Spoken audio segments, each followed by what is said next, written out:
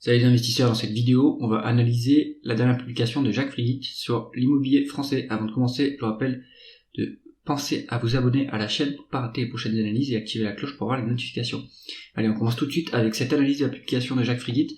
On voit que pour le T3 2024, les prix de l'immobilier ancien continuent à baisser. On a également une baisse du prix des loyers, donc ça c'est intéressant. Il est toujours utile qu'il faut trouver un logement à louer en France, qui est le parcours du combattant. Quand les prix sont plafonnés, on organise la pénurie, c'est ça le socialisme, donc ça ne marche pas. En tout cas, les prix continuent à baisser. Ce qui est plus intéressant à regarder au niveau des prix, c'est l'indice des prix, l'évolution des prix rapporté aux revenus disponibles des ménages. Donc là, un point de définition, pourquoi est-ce qu'on mesure comme ça ? Il faut toujours mesurer la rentabilité d'un actif, l'évolution d'un prix, en termes réels et pas en termes nominal. Donc le terme réel, ça se calcule en retranchant l'inflation.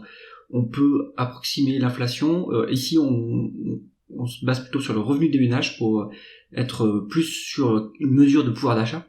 Et on voit que, mais ça suit de toute façon à peu près l'inflation, les salaires, ou les revenus des ménages. On voit qu'ici, on a donc Lyon qui continue à chuter fortement, Paris qui continue à chuter fortement, en termes réels, toujours. La France, du coup, qui continue dans son ensemble à chuter pas mal aussi. Donc, on se rapproche à toute vitesse du tunnel de Frigit. Donc, pour rappel, ce tunnel, c'est la zone normatique des prix, qui est une zone long terme dans laquelle les prix des logements doivent se trouver par rapport aux revenus des ménages. Sinon, ça veut dire on ponctionne en fait trop de pouvoir d'achat aux ménages. Et la seule façon de pouvoir permettre d'avoir les prix qui sortent de ce tunnel, c'est le crédit. Donc on va voir l'évolution du crédit par la suite, mais dans les précédentes vidéos j'en ai parlé. Mais on voit que depuis 2000, on est fortement sorti de ce tunnel grâce à un endettement de plus en plus important des ménages. Et on commence à se stabiliser. On va peut-être revenir dans cette zone-là, ce qui serait bénéfique pour les primo-accédants, pour les générations plus jeunes qui retrouveraient du pouvoir d'achat immobilier. Alors, d'ailleurs, on voit ici que le pouvoir d'achat immobilier commence à légèrement augmenter, plus par la baisse des prix que par la baisse des taux d'intérêt. Donc là, c'est plutôt positif, mais pour l'instant, ça reste trop timide. On voit en effet ici que les durées pour acheter un logement fixe sur une base en 2021, en 2020, et c'est quand même toujours élevé. Pour Paris, il faut toujours 43 ans. Pour Lyon, c'est pareil, c'est n'importe quoi.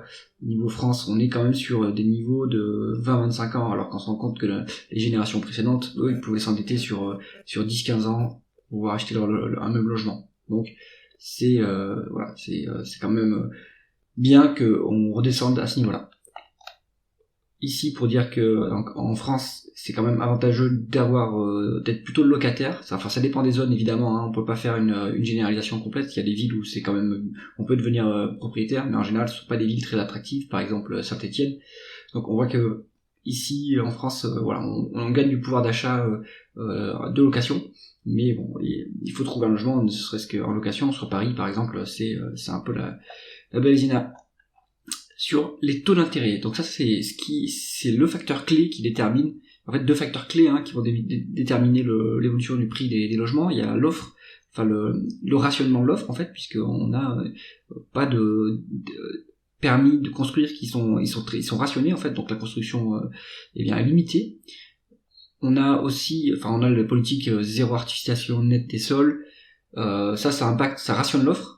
Mais par contre, c'est un facteur qui augmente l'offre, c'est les DPE qui font que beaucoup de gens qui louaient leur logement se mettent à le vendre puisqu'ils n'ont pas envie de faire les travaux. Donc ça c'est un facteur qui augmente l'offre et aussi baissier sur les prix. Et l'autre facteur côté demande, c'est les crédits. Et le crédit, il est rationné par son prix. Donc ça c'est le taux d'intérêt. Et on a après, on peut mesurer l'évolution du crédit avec l'évolution en volume du crédit. On va voir ça par la suite, mais on voit qu'ici, sur les taux d'intérêt, on est sur quand même un niveau qu'on n'a pas vu depuis on est toujours sur les niveaux de 2012, donc sur entre du 3,5, du 3,5, du 4% même. Et ça va pas s'améliorer, on va le voir par la suite. Donc on voit que les ménages continuent quand même à se désendetter au global, c'est-à-dire qu'en fait ils n'ont surtout pas accès au crédit puisqu'il est rationné ce crédit. Il y avait une note donc dans la dernière publication qu'on a analysée de la Banque de France, on avait vu que les banques, elles ont une tolérance de 20% par rapport aux critères d'octroi du Haut Conseil à la stabilité financière.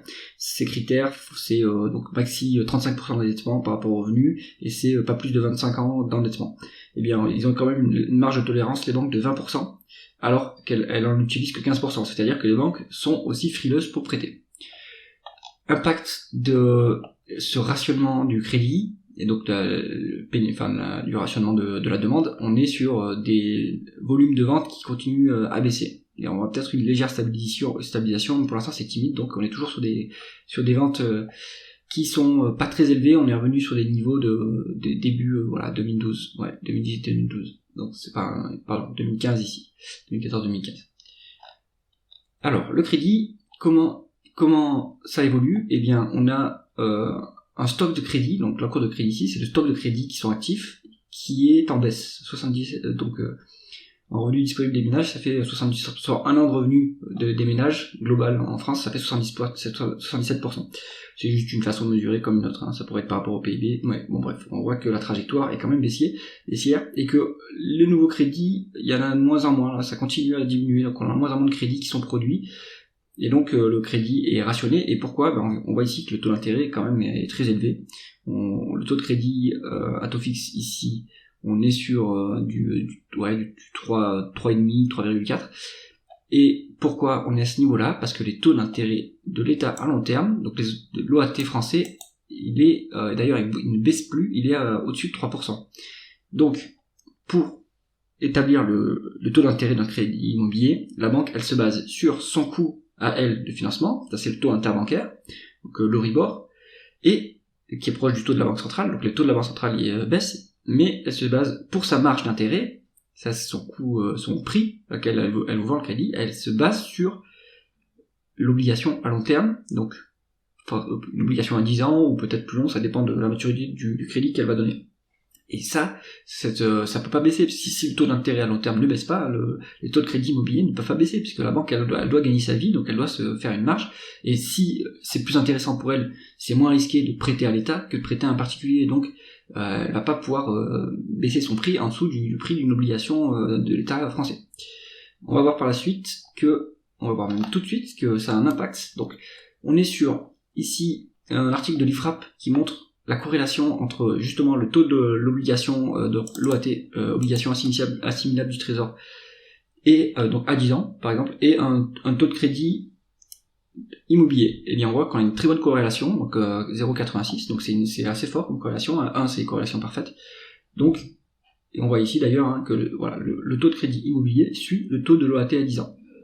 Et donc ça va continuer même à monter, ça va pas baisser, et je pense que ça va continuer à monter pour les crédits, les taux des obligations d'État. On passe ici. Donc on est sur ici une sélection d'obligations de différents pays. Donc l'Allemagne qui est la référence en Europe, qui a un taux à 10 ans de 2,62%. On va prendre la France, on est à 3,47% de taux d'intérêt à 10 ans. Et par exemple les États-Unis, on est à 4,8. La trajectoire dernièrement, sur les quelques derniers mois, sur un mois, c'est haussier. Donc c'est pas le niveau du taux, on n'est pas en France 10 ans, on n'est pas 14,10, c'est l'évolution du taux d'intérêt.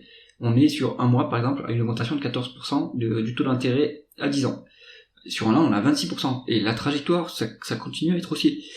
Ça c'est au global, donc dans le monde les taux d'intérêt continuent à monter, donc ça va augmenter le taux des crédits immobiliers, mais en plus on a un facteur secondaire pour la France, c'est l'augmentation du risque politique qui se manifeste par le spread, ce qu'on appelle, donc c'est l'écart de taux d'intérêt entre l'obligation de référence de la zone, qui est l'obligation allemande à 10 ans, et l'obligation de la France à 10 ans. Et sur un an, on a donc ça c'est à la dissolution, c'est en date de la dissolution en 2024, bim, on a une forte hausse du spread de l'obligation française, qui est un pays du coup qui devient plus risqué par rapport aux autres pays de la zone. On paye les obligations plus chères, on paye le taux d'intérêt plus cher que la Grèce actuellement. Et ensuite, à chaque fois qu'il y a une censure, donc il y a eu la censure, donc ça devait être à cette zone-là, on a eu la censure ici début décembre, et là on va avoir une nouvelle censure avec Bayrou probablement. Donc le spread va continuer à monter, malgré les interventions de la Banque centrale qui rachète des obligations françaises pour essayer de limiter la hausse. Donc double effet qui se coule, hausse généralisée des taux d'intérêt, plus hausse supplémentaire pour la France à cause du risque politique, hausse des obligations d'État, donc hausse des taux de crédit, donc rationnement du crédit, donc rationnement de la demande, et donc baisse des prix. Sauf si les vendeurs continuent à rester bornés sur leur prix, donc là ça veut dire stagnation, lente descente des prix, descente plus lente, mais baisse assez forte des volumes, enfin continuation de la baisse des volumes. C'est tout pour cette analyse. Si vous avez aimé la vidéo, mettez un pouce vers le haut et pensez à vous abonner à la chaîne. À bientôt.